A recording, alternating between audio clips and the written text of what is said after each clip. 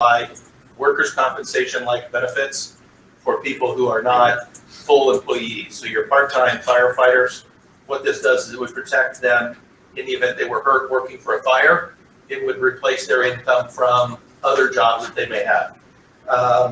That stayed flat at 12,751, and I was honestly a little bit shocked, but so that was a good thing. So again, our projection at this point is that we're going to be about $4,000 under for the year of what was projected. Sticking with Astra, we did not go quote, so it's my recommendation, obviously, that when we just changed last year to Astra, that we give them 2 or 3 years unless something goes really screwy. We had some weather claims this year. I worked with Will. I think we paid those okay. We had a little bit of an issue at the beginning about value, but that's been good. A couple auto accidents, so they've been good to work with.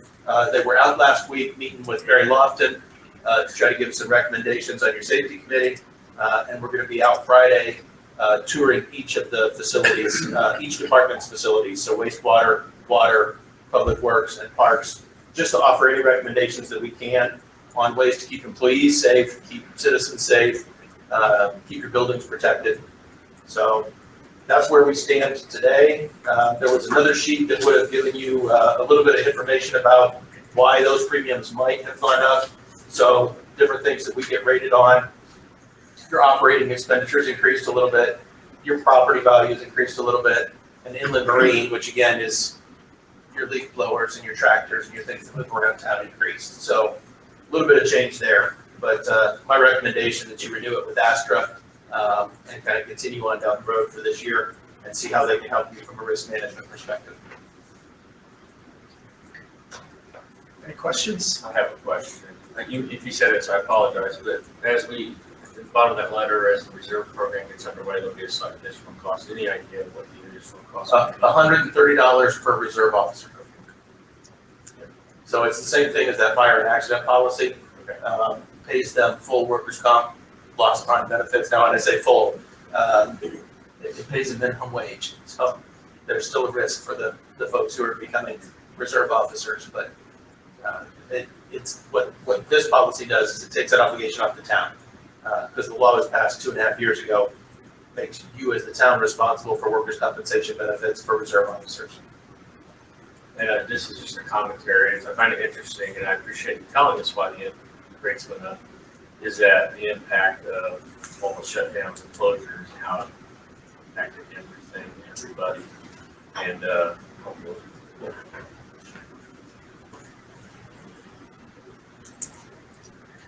Anybody else? Okay, well, thank you, Kevin. Thank you.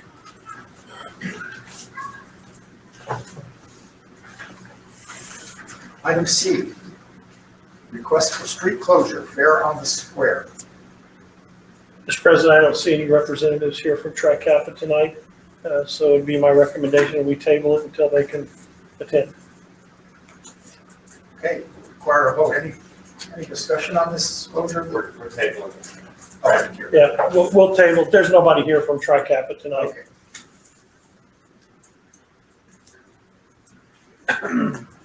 Okay, E, ordinance 2021, amendment to town phones policy. Mr. President, can we go back to item D, please? Which would be a resolution 1-2021.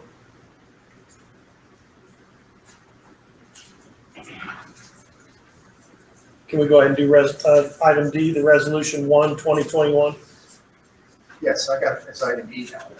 Oh. Oh, I see. Okay. Mr. President, board members, good evening. I bring before you tonight a resolution. Basically, this was going to allow the school police department to have police powers off their campus. The state law says the schools can create a police department, which our school corporation did. It also states in the Indiana code that their police powers are limited to their properties and some adjacent roads that run through the properties or near the properties. What this resolution would do would basically give the police officers at the Danville School Corporation police powers inside the town of Danville. This would be beneficial to the town in different ways. But for an example, if they was driving in to work or going home and come upon a drunk driver or a crime in progress, that would give them the police powers necessary to act as a police officer outside of the school property. They could also assist us, if we had something going on, they could come off the school property and actually assist us. Also, an example would be if there's a crime that occurred during school at school property, sometimes they have to go outside of the school and follow up at a home. So this will give them the powers, the police powers outside, actually in the home as well. So I bring for you this resolution. Tatfall worked really hard on this with me. It's a joint effort. And I don't know if he has anything to say that I missed to leave, but basically it's a simple resolution that gets some police powers off the school property. I'll take any questions you might have. Thought they already had. Indiana code only gives them police powers on the school property and adjacent streets.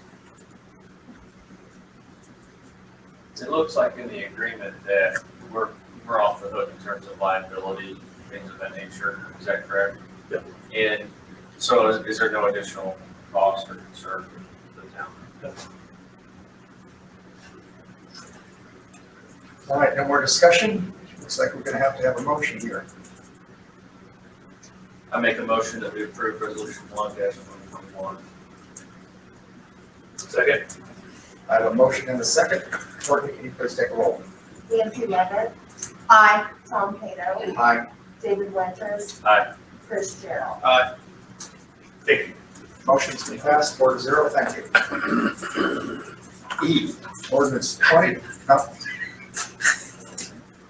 E, ordinance 2021 amendment to town's phone service policy. Public Works. Good evening, I'm here to request that we add the line locator position onto the ordinance for phone stipend.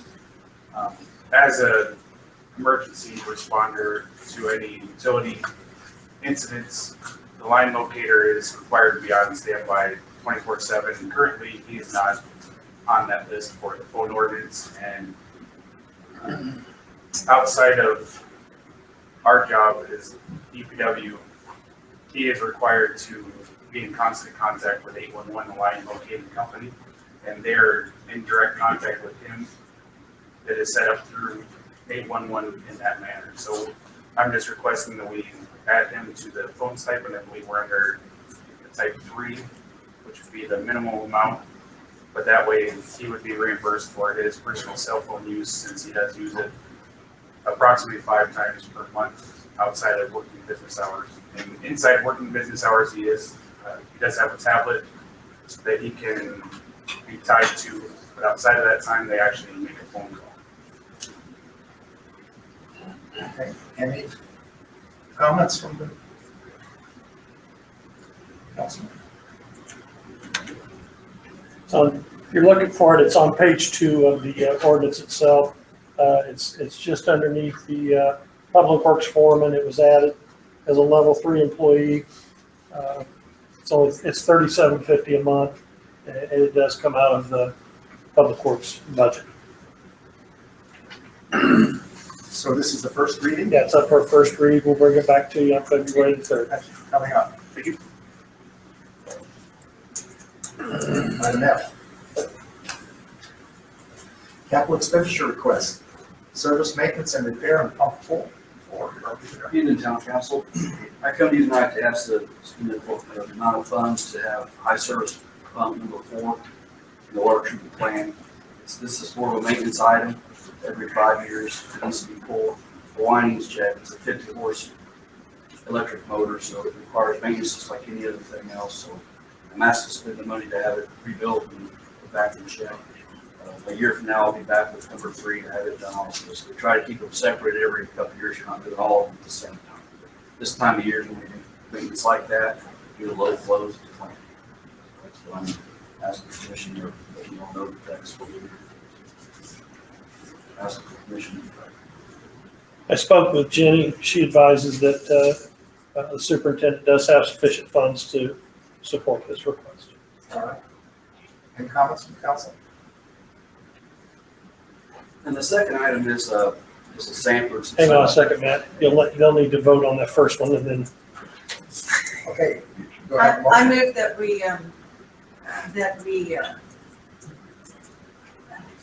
go along with the proposal, approve the proposal to expend funds to do work on pump number 4. Second. I have a motion and a second. Courtney, please call the roll. Nancy Levitt, Aye. Tom Cato. Aye. David Winters. Aye. Chris Gerald. Motion's been passed 4-0. Next, The next item is a sampler since I collapsed the water plant. This one went bad. It was the original one that was put in, the plant was put online in 2005. Finally, it lasted this long, but finally it was connected with it. It automatically logs my pH, and if there's any free chlorine in it, leaving the plant or coming into it, it automatically puts it on my monthly report. It started putting false information on it. I called the company who comes and maintains that stuff for us, and they said that it can't be fixed. So I asked the commission to have a new one. Again, I spoke with Jenny. She's advising he does have sufficient funds for this request. any comments from the council? Do I have a motion? I'll make the motion to approve the capital request for all H3 4 Have a second? Second. Have a motion and a second. Courtney, please call the roll. Nancy Levitt, Aye. Tom Cato. Aye. David Winters. Aye. Chris Gerald. Motion's been passed 4-0. Thank you very much. Thank you. H, community crossing grant. The Public Works Superintendent has been working with Malin to finally get us to the point where we can start applying for that grant. I know that's been was a hot topic last year. So we are ready to move forward, and I'll let Superintendent Pitcher, I guess, make his pitch, so to speak. Sorry.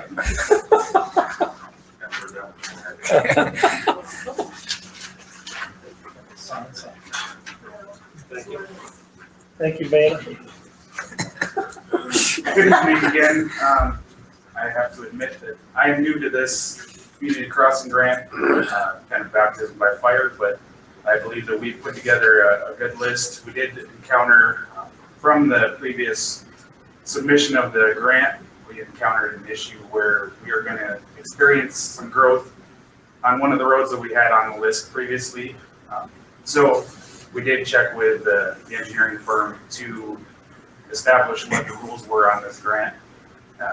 Doing the homework and knowing how much we had in the budget previously, or as of this year, for paving, I've come up with the numbers you see before you. We were allotted $97,099 for this matching grant. It is a 25% matching grant. The numbers that we came up with in order to establish the proper amount of road, so we were getting the complete road done, not stopping in the middle of the block. It did go over by $2,000, and in order to make up that amount, I did talk with the treasurer and did get the okay to pull $10,000 out of a separate account that is also engineered towards paving, so that we can put this amount up to the state. Just need a signed document stating that we will put up $107,100 to be matched at 75% in order to pay for this project. Now, these are all estimated costs currently, because of the grant process needing to be completed prior to. I was requesting that we do an extra, I believe it's $7,000, just under $7,000, in case there are any overages at the end of the project. At that point, the town will be responsible for any overages.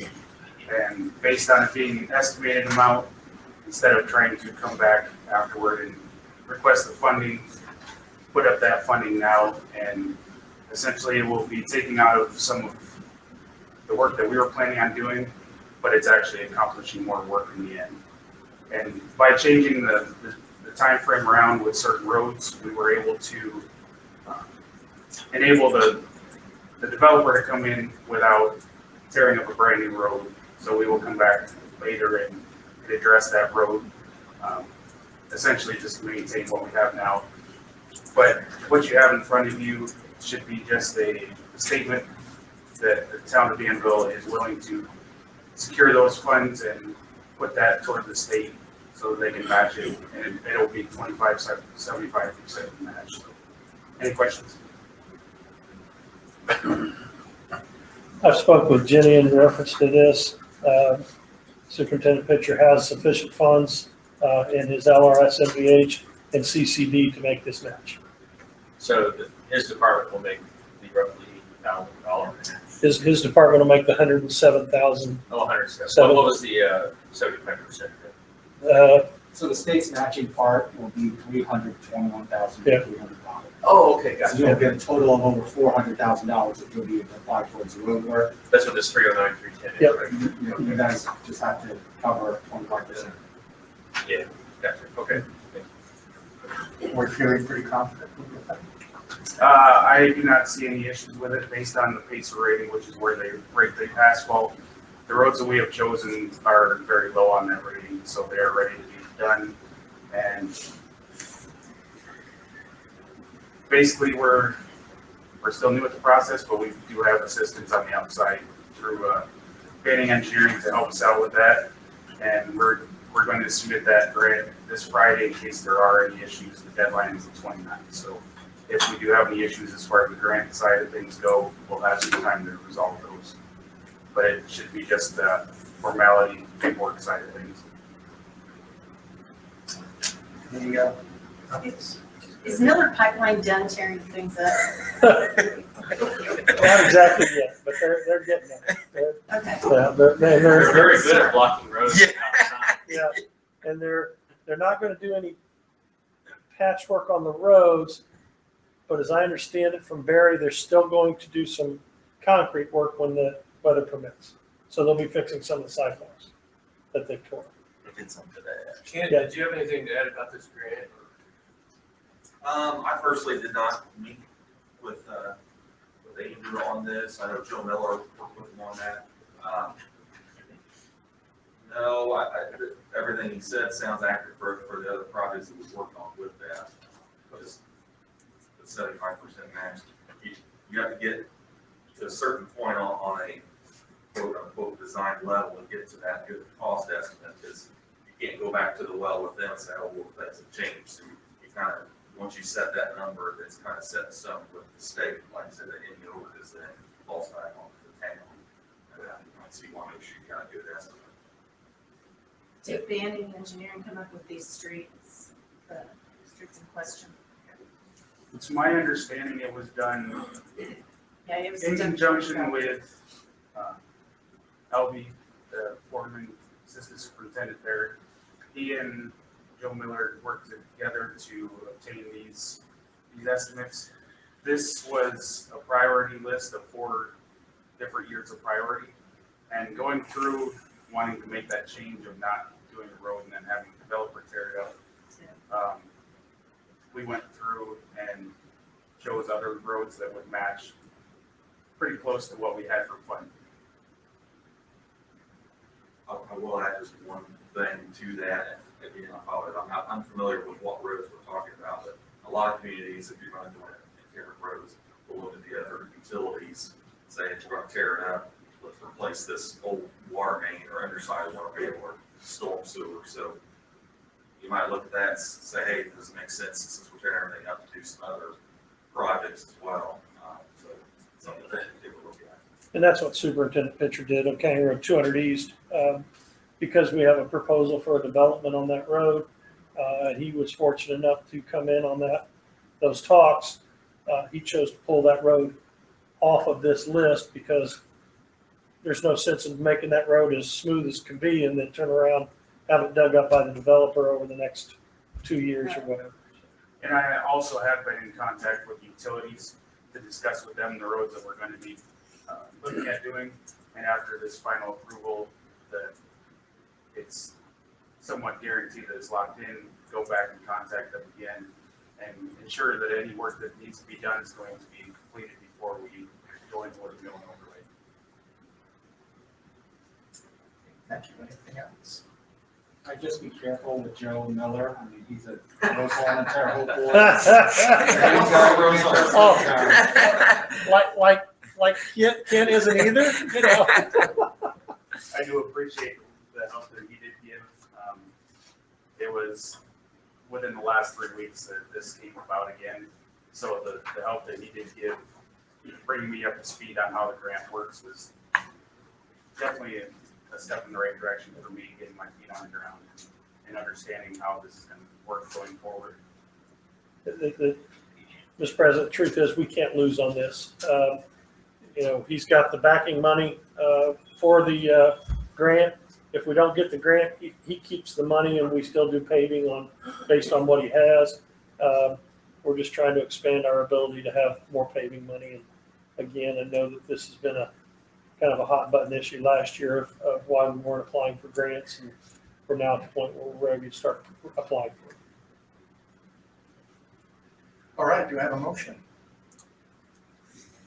I move that we approve the community crossings grant. Do I have a second?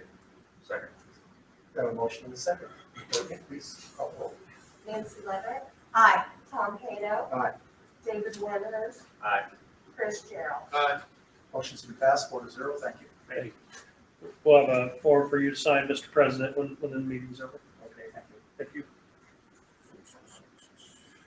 Aye, road impact fees. Assistant Town Manager. All right, I'm used to talking in the mic, this would be nice. Okay, so, we talked about road impact fees, I think the last meeting, a little bit, just kind of touched on it. So we've had some meetings since then, we're moving forward. We, reached out to some developers, and got some of their thoughts, making sure that everybody's kind of on board, just kind of testing the waters. We're working on builders next, just kind of looking at that. We had Andrew contact A&F to get him kind of up to speed on the impact fees and what they do, and he's familiar with impact fees in Montana, so just kind of making sure, you know, putting those pieces together. And then our next step is funding, so we're going to look at some options for funding and hopefully be able to bring you something back by, I think we're doing a work study, is it the first meeting? The February 3rd. Yeah, so February 3rd, we'll have something back to you financially. Just kind of letting you know, we started out with a very high dollar that came in, we kind of dialed it back, we got it down to 125,000. This map is just a general map. You know, pretty much with the road impact fees, what we're looking to do is we're getting traffic from all these areas, but we're highlighting these areas as our main ones, and that's the only where the funds can go that are brought in. So when new development comes in, they'll pay a fee, and it can only go to enhance these little areas here. So, and they are projecting cost of 100, 125, somewhere around there. We're still negotiating that. You can actually use the fees that come in to pay for the study. So that's really nice. But the projections are somewhere between $750,000 to $1 million within 5 years. So if the fee, you know, if the study costs 125, you should be able to pay it off somewhere around the first, second year for sure. So just a matter of how to fund that initially and hopefully be able to pay it back right away. Yeah, and we'll pretty much have some recommendations by that meeting on the 3rd, maybe some options, and then you guys can kind of take it from there. But it looks pretty promising. Thank you to almost every department has helped out in some way on this little project. So it's kind of exciting, and it should help Andy kind of blossom even more on some of those roads and getting some of those infrastructure things fixed up. So hopefully we'll have some details for you. That's all I got. If you recall correctly, this actually came up at a plan commission meeting by a citizen who lived in another state. He brought it to our attention. We had never heard of it. And so there was some curiosity as to what was this. And Will has done a great deal of research. I do like the aspect that those first set of fees can actually pay back the fund. So wherever we choose to find the money for this study, we will be able to pay that fund back, which I think that's important in this day and age, is that we're trying to self-fund a lot of things. So. And our goal with that would probably be to try to clear it in 1 year, Yeah. which I think we can, to where it would be pretty clean, to where we get enough in 1 year to pay what we spent. Right. So And most people that we talk to developer-wise, this was nothing new to them. It's a pretty normal fee. Pretty normal fee. And it gives Andy some negotiation tools as well, when a new place is coming in, like, it's the same with the parks, like, you could do in kind and have, they could build a trail cheaper than you could pay for a trail to be put in, so if they can do it, you can give them that cost factor, and they win, you win, citizens win in the long run, so it's a similar thing. Really, all we wanted to do tonight was just give you an idea of what we're looking at, so that on the 3rd, you'll have a better idea of what we're looking at. And kind of throwing those guesstimate numbers at you too. We'll have hard numbers by then, but that's what he's thinking right now, so I'm gonna push him towards 100,000. He's gonna dress real ratty, and Yeah. we're gonna try and drab some of the paint down in here, and make it look like we don't have any money. Thank you. Thank you. J, redevelopment commission appointments. So, Mr. President, as you recall, at our last meeting during board appointments, we did not have an applicant for the redevelopment commission for Jerry Vornholt's position. Linda Monk, who spoke at the last meeting, sent me an email. She had applied for Parks Board, and when she didn't receive that, she is asking if she could be appointed to the redevelopment commission, and this is a president's appointment. And Okay, well, she is the only applicant we have. all right, we'll do that. I appointment. Okay. Second, council has an appointment to this board. At the last meeting, Mr. Pato agreed to serve, would like to see if someone else was interested. I spoke with Council Member Van Leer. He seemed to be interested in serving. He attends most of the RDC meetings, but this is a council appointment, so it will require a vote for approval. Yeah, I know Greg goes to the meeting all the time, and it's helped on some annexations and that. Yeah, he's actually met with us on some items that outside of redevelopment meetings. He's come in during the day and worked with us, like on some airport issues and things like that. So I feel it's only fair. That we put him on that. It's very key. Any comments from anybody here?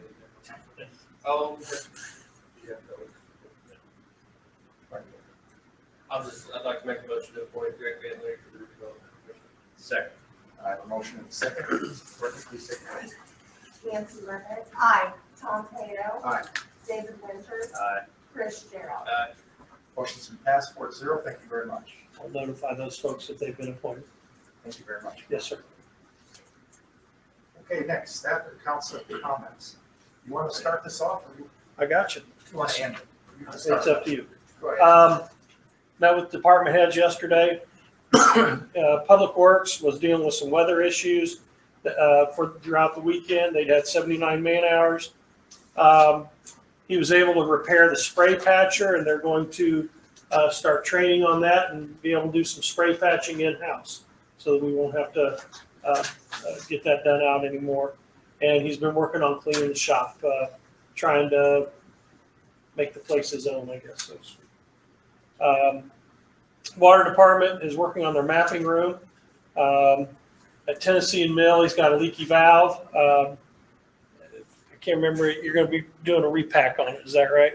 And then the bolts rusted off. Okay, We fix it today. okay, and the bolts are rusted off. And he's also going to work on some meters at, I can't remember where you said it was. One of them's a government center. Government Center, that's what it was. And as we talked before, Matt helped a citizen this weekend get water when she ran out of water. And so much thanks to Matt for that. Admin's been working on the community crossing grant. She's still attending the grant school, and she's working on updating our website. Wastewater, that UV panel that you approved has been put in place. They're doing some training on that. And then tomorrow, I'm not sure yet, we will be meeting with the wastewater department on a linebacker program. This is done nationally by private companies, and wastewater wants to explore the possibility of doing it in-house, which I support. I think it's a good idea. So we'll see how it goes. Fire department's getting with the state to try and get some smoke detectors donated so they can start a smoke detector program. They've done it for years. They've been standing by at the COVID vaccine location for anybody who's had a bad experience with it, and they've had 96 runs for the year. Parks Department will be installing a new flagpole tomorrow. He's working on the sign policy for the sign display. He's going to be working on the HVAC system down here in the DAC, and he's getting estimates on the Christmas lights that were destroyed a couple, 3 weeks ago. Stormwater Building Department, he's going to have to do some emergency repairs on the roof over Bostic Gym. It's going to be about $3,000. And then he'll probably be coming to you at some point in the next, I'd say month and a half. That roof needs to be replaced. It's been on the agenda for a couple of years probably. Yeah, it's been approved by a previous council, but we would rather bring it to you as a new expenditure. So I told him to hold off until we sit down and do the host budget. I thought that would be appropriate. And then he's working on there'll be another big expense. The chillers for this building are going out, and you're probably talking well over $100,000 by the time we go to fix those. And then he's been working on the valves in the boiler room. There seems to be, and again, you got to remember we inherited this building. For some reason, the toilets have hot water in it. We can't figure out why. So, So you're saying when we flush the toilet, it's hot water? that's my understanding that some of it's hot water. It's a steamy bidet. Yeah. So he's been working on that. Yeah. It gets hotter the more times you flush. Yeah. The police department, they had their interviews for the reserve officers. They're down to 6. They'll start probably doing the voice stress the next week or so. Is that right? Okay. 2 of their vehicles are in. They're going to wait till they get more in before they start outfitting them. They did do some extra patrols over the weekend by request. Hopefully you all saw some extra patrols. So that's all I have. Thank you, Mark. Yes, sir. The only thing I had, I think, next meeting, the partnership and the chamber are going to come in and give reports. So I just want to kind of give you that heads up, because I know you guys had requested quarterly meetings. Yes, So. and that's why I did not send you. We had a board meeting yesterday with the chamber, and she said they were going to come in and do it, so I'm going to let them do it. All right, thank you. Chris? Sure. My only comment at the end is, when you give your report, Mark, you're letting us know what the department heads are doing. And we're doing it for one reason, and Will said it before when he was talking about his things. We're doing it for the citizens. And thank you, everyone, all employees for that, because it shows. It really does. So, thank you. So I have the privilege of covering some of the sports at Danville, submitting articles to the Republican newspaper. That's always a fun thing. And I like to highlight when athletes reach certain milestones. And Maddie Patterson last week reached 1,000 points for her career. And I believe she's only the 4th female in the NFL to reach that level. I was watching that game. That was pretty Yeah, impressive. cool. Yeah. So, congratulations to her. And they're struggling on the season a little bit, but they're fun to watch. And they've got some talent coming up, I think. And of course, Maddie's really good. So, congratulations to her. And the boys are doing well this year again. So, fun to watch. Nancy? No comments tonight. Okay, I don't have any comments either. So I think we're on to the claim docket now. Make a motion to approve the claim document. Second. Have a motion and a second?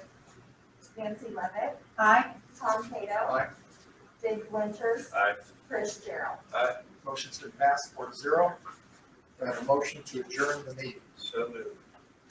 Second. Second. Everybody in favor? Aye. Aye. If they're in favor. You went.